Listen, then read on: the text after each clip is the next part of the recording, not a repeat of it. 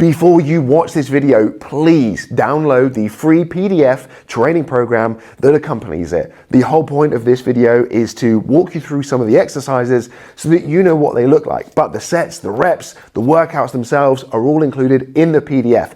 I will include the link in the bio. I will include the link in the comment section or the descriptions below. If you haven't got that yet, then please go to that now. Once you have, we can get on with this because this is going to be a really simple video. I'm going to walk you through and show you the exercises involved in the Khan protocol, which are basically 3 mini workouts that you can bolt on to the end of your normal training sessions, each focusing on a different area of your arms. We've got a little mini bolt on for bicep work, a little bit of triceps. We've got a little mini bolt on for your forearms, and we've got a bolt on program for your grip work. All of this stuff you can do at the gym without needing any unconventional grip training tools like hand grippers, finger expanders, or it's not what you think it is. You can do this with just plates, barbells, and dumbbells. And the idea is that you grab 1 or 2 of these a week, depending upon what your weak areas are, depending upon what you want to bring up, and you just bolt them onto the end of workouts you are currently doing. But like I said, the program itself is in the PDF. The link will be below somewhere. So if you haven't got that yet, go and get that. And if you have, we can get started. Let's kick off with some biceps, shall we? The first exercise on our bicep and tricep specific bolt-on workout is going to be a spider curl. Now, I don't necessarily think this is the best exercise for building big biceps, but I like to do 1 or 2 sets to start with because it warms my arms up nicely, and because I think a lot of times our curls are done in a position where we are upright and our arms are down by our side. And this is going to have you leaning forward, as you'll see, and your arms are going to be up in front of you. And I think just for general shoulder health, for arm function, if you will, it's good to train your arms in different positions. Just like with your triceps, you might do an overhead extension as well as a standard pushdown. Anyway, enough rabbiting on. I'm going to try and make sure my microphone doesn't get caught on the bench. So you want to be set up as probably close to parallel with the floor as possible. It's going to depend upon the bench, obviously. And then all you're simply going to do is keep your elbows forward as you curl the way up. So you're going to make sure that your elbows don't come back, because that's going to have the opposite effect of what we're trying to achieve. Palms open, curl the way up, slow and controlled on the way down. Curl the way up and squeeze, slow and controlled on the way down. That top position, or halfway up and above, I should say, is where all the good stuff is happening. So just take your time there. If it means going a couple of kilos lighter, but getting a little bit more time at the top, then that's probably not necessarily a bad thing at all. For our initial tricep movement, you're going to want a long handle or a very long rope attachment, anything that's going to allow us to get our hands past our body. Again, I'm not suggesting that this is the be-all and end-all of building your triceps, but 1 or 2 high rep sets, getting a completely full range of movement, it's just a really nice way to get the triceps warmed up, get some blood flow to the area, and I've always found makes my heavier extension-based work just feel a little bit better without having to wear elbow sleeves.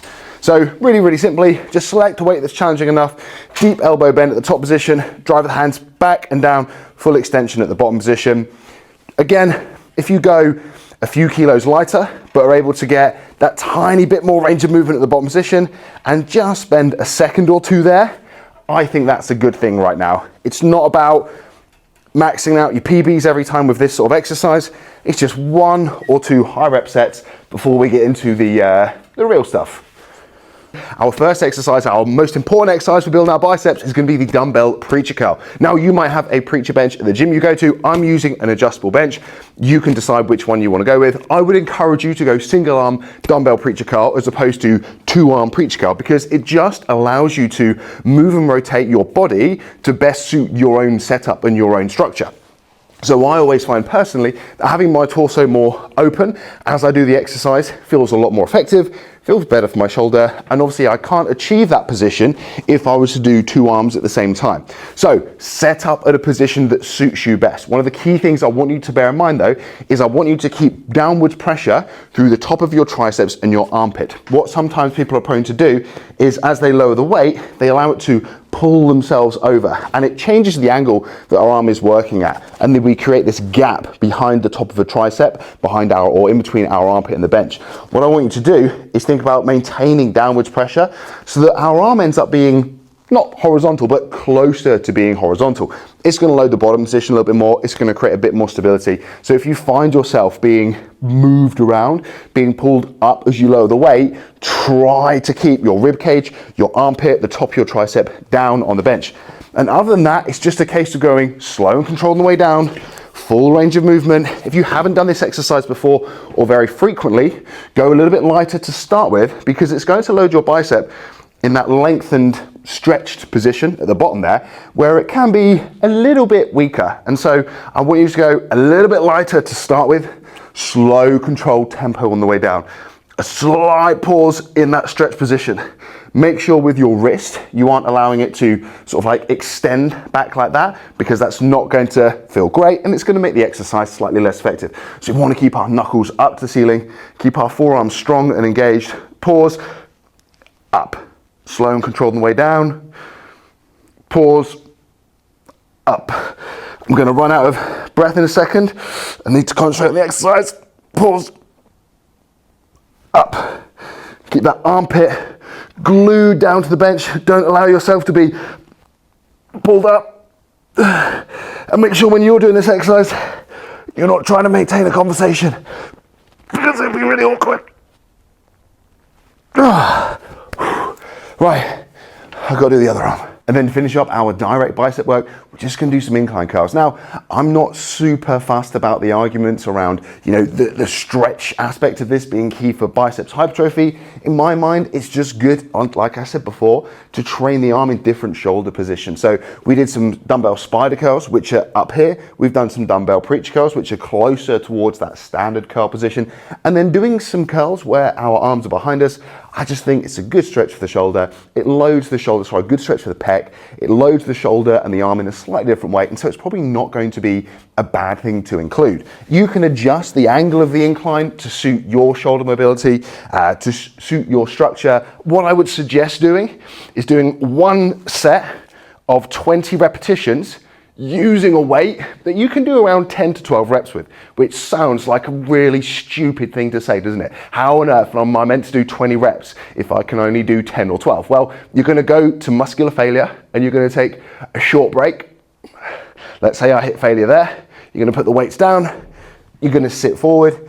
You can take 10, 15, 20 seconds, a short rest period. That's the key, a short rest period. Your muscles are going to recover a little bit, not enough to do another 10 or 12 with, and then you're just going to lie back, you're going to pick up the weights, and you're going to do another set. Now that set may only be another 2, 3, or at most 4 repetitions. That's absolutely fine. You're going to do the same thing. You're going to put the dumbbells down, you're going to sit up, you're going to take a little bit of rest, 10, 15, 20 seconds, and then you're going to go again. And all you're going to do is repeat that process of short rest intervals with small sets close to or to failure until you've completed all 20 repetitions. Now, ideally, this is probably going to take you 3 or at most 4 mini sets. So if it ends up taking you like 8 sets to get there, if you do 6 reps on the first set and then you're doing singles or doubles, 1 or 2 reps per small set up until 20, you've gone too heavy. So realistically, 3, maybe 4 mini sets to complete all 20. If it takes you fewer than that, you can go a little bit heavier. If it takes you more than that, you probably need to go a little bit lighter. Now, if you can superset this single arm tricep exercise with your dumbbell preacher curls, that's fantastic. It's probably going to save you a little bit of time, but I appreciate in a lot of commercial gyms or busy gyms, that's not going to be an option. So that is up to you, that decision to make. What I would suggest though, opting for a single arm where you're trying to get your arm overhead. So I'm going to use a cable, but you could do this with dumbbells. You could use a kettlebell. There are all sorts of ways you can set it up. Pro tip, if you're going to use a cable handle, is set it up like so, and then simply have your hand in this position so that most of the weight is taken by the bottom of your hand. That's the easiest way to hold it. If you end up grabbing this, it can end up being a bit of a grip exercise. So have your hand in the actual loop itself, makes it much easier.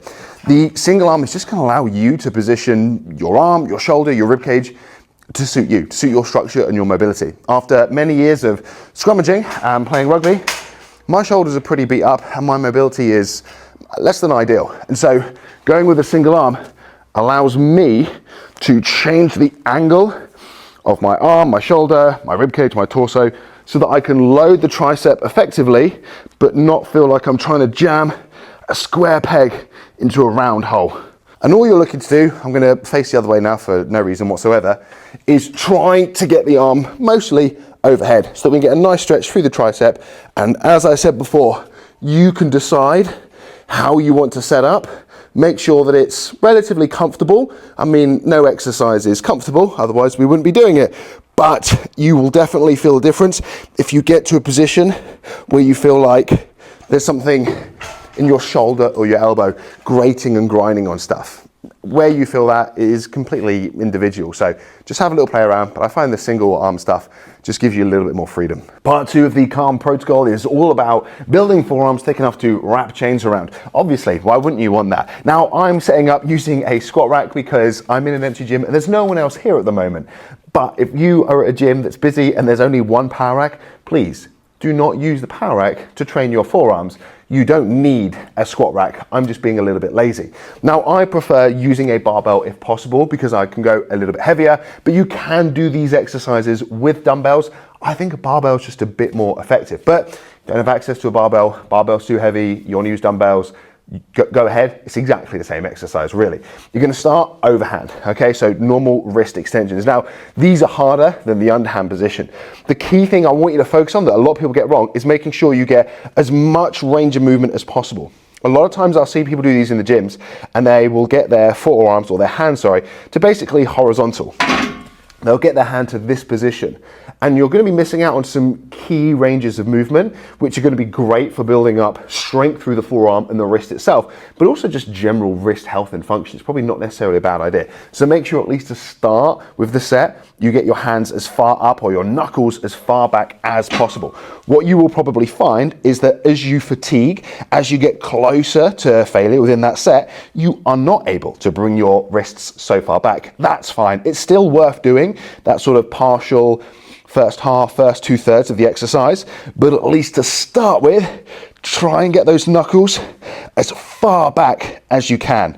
Now, if an Olympic barbell is a bit too much, an easy bar is obviously usually at least a little bit lighter. I don't know how much this one is. It's not quite half. I think it's around 12 kilos, but an easy bar or a smaller barbell may be a better option to start with if you can't get at least 8 to 10 repetitions.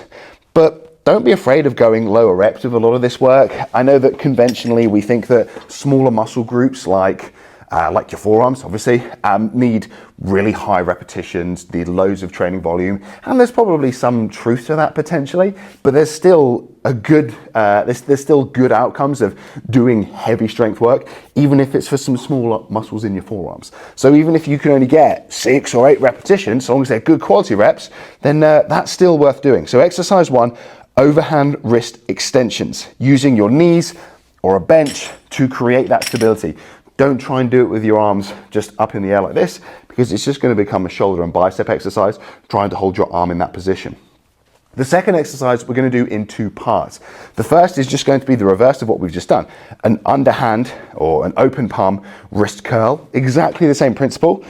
You will probably find that you are stronger at this exercise than you are at the overhand extension, completely normal. So if you need to add weight for this exercise, do that. You can either do it as a superset or you can do one exercise after the other, whatever easiest.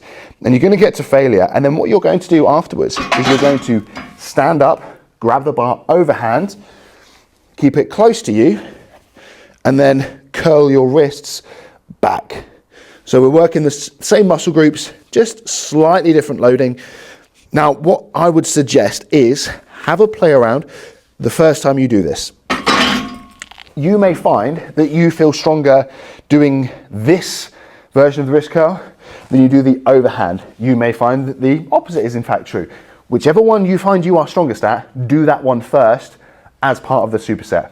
Nope, don't do that. Do the opposite. I'm not even going to edit that. Whichever one you find strongest, do second in the superset.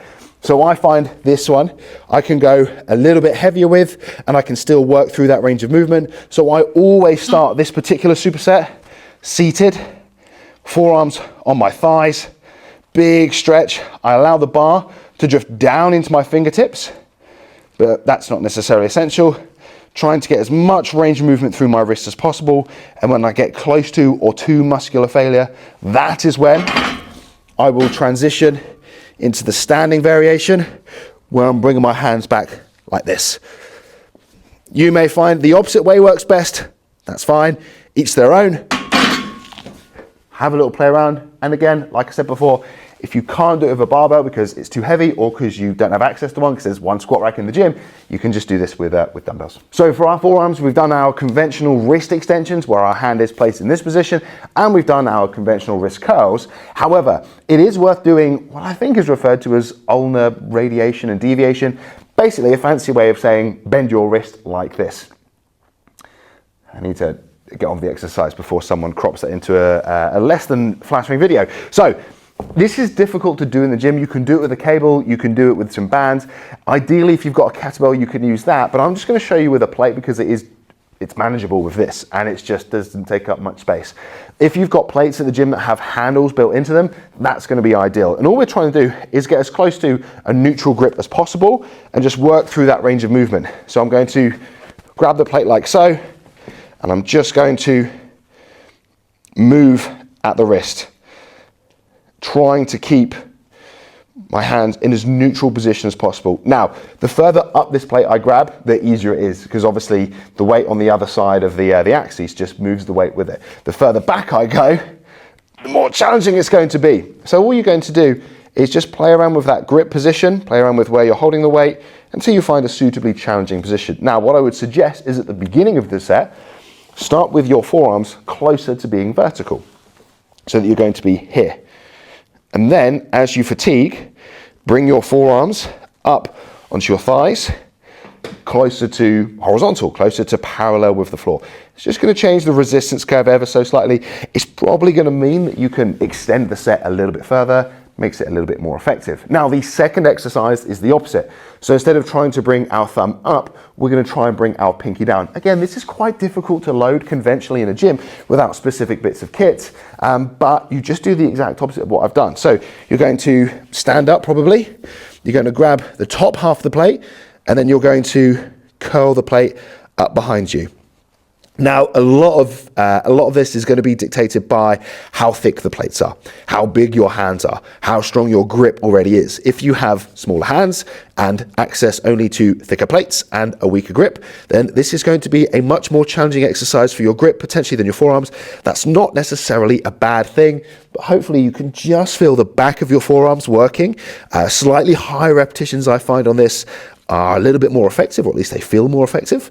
And again, just play around with the position. If I grab further back on the plate, it becomes slightly easier. If I grab higher up the plate, it becomes much more challenging. A lot of this is going to be trial and error. So the first time you go into these workouts, into these routines, go in with an open mind, be flexible, play around with your wrist position, play around with where you are holding the weights, the weight you are using.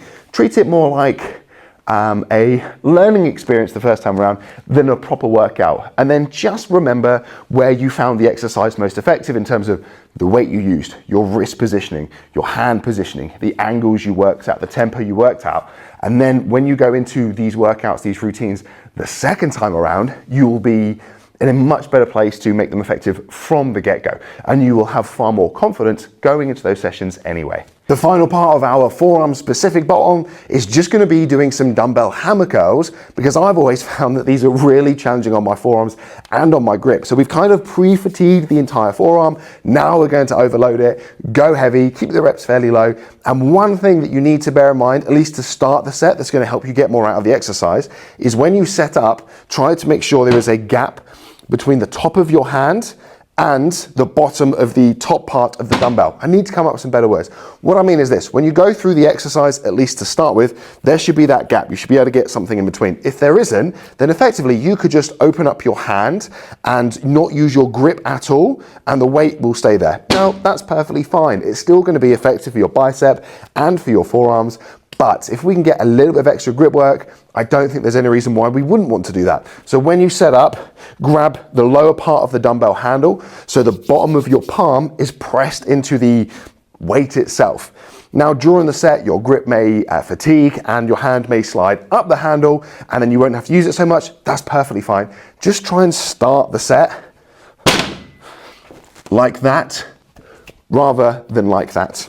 And then it's just going to be a couple of really tough sets. You can go both arms at the same time if you want. You can go one arm at a time, but I'm going to assume that after all of that direct forearm training, you're going to find this really challenging throughout the entire forearm, grip, and bicep.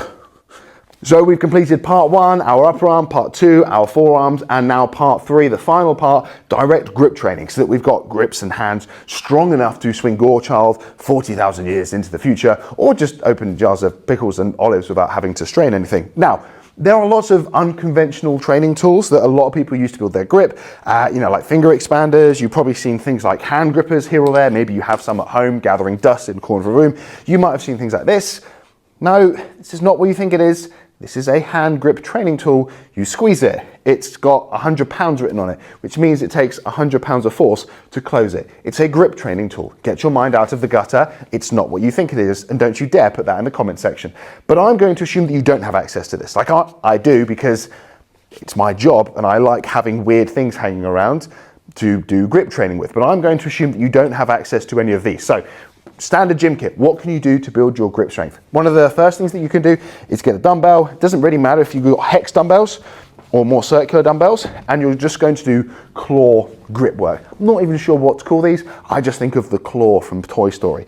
And all you're going to do is, seated, standing, doesn't matter, find an appropriately heavy weight, wrap your hands around, and just pick it up and hold it. And that's basically it. Now, my suggestion is find a weight that you can hold for around 30 seconds at most, and then simply do a few rounds. And your one arm rests while the other arm works.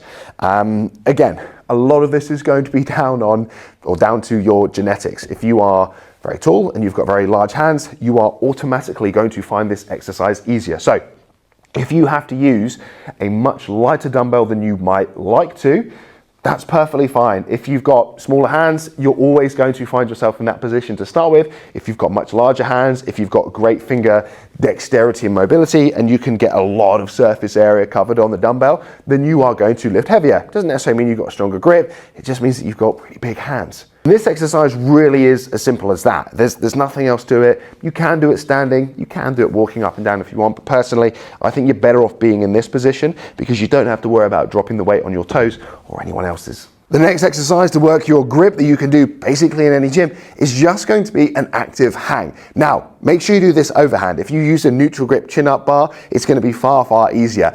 And if possible, find a way to make the bar surface area greater. So the thinner the bar, the more closed your grip is going to be, the easier it's probably going to be to hold on to. If your gym has fat grips, use those. If you've got a towel, use those. I've got some J-cloths in here, so I'm just grabbing a couple in each hand, folding them up a couple of times, and placing those over the bar. These also have the added effect of being slippery, and so they're going to slide out from that best position. And all this is going to do is it's going to force my hand to be a little bit more open to start with. It's going to be much more challenging, and then I'm just going to go for a time. Now, I think a good starting point is anything from 20 to 60 seconds. If this is something you haven't done before, if you've got very small hands, if you've not done much grip work, then you might be at the lower end of that time spectrum. If you are lighter, if you've got big hands, if you've got grip strength, if you've done things like rock climbing, then you are going to find this exercise slightly easier. So the options for scaling are really simple. If you want to make things harder, make the handle bigger or add weight. If you're really strong, you can even try one hand. If you need to make things slightly easier, then get rid of the stuff that makes the grip larger, and you can even try and do it in a way where you have your tiptoes on the floor. So I think I can just about reach my tiptoes to the floor. So what I'm going to do is I'm going to try and put as little pressure through my feet as possible, but there is going to be some there. And that's still going to be working my grip. I'm just taking a little bit of weight off my hands. If I weighed 100 kilos, which I haven't for a very, very long time, then I might put 5, 10, 15 kilos through the floor. That's still going to be 85, 90 kilos through my arm. So again, you can manage this and scale this and progress it or regress it as you need. But again, this is just a really simple, easy way of training your grip without having to have access to any of those fancy unconventional training tools. And finally, just a very basic plate pinch is always a good thing to include in your training.